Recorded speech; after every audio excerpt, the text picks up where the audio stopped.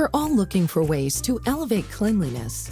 When new ServiceMaster by Stratus team members come on board, they're taught safe and effective ways to take care of customer facilities. That same information can be applied to your own homes too. Have you ever considered that you must clean and disinfect? Surfaces must be cleaned before disinfecting, or the disinfectant being used will not work. By doing both, you're killing germs and thus lowering the risk of spreading them. The length of time disinfectants rest on surfaces is important too.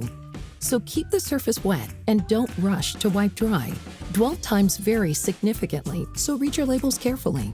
Our last tip is to pay special attention to high-touch areas like light switches, phones, microwave buttons, refrigerator handles, coffee stations, and chair arms. We all have a role to play when it comes to slowing the spread of germs. Now, let's get cleaning.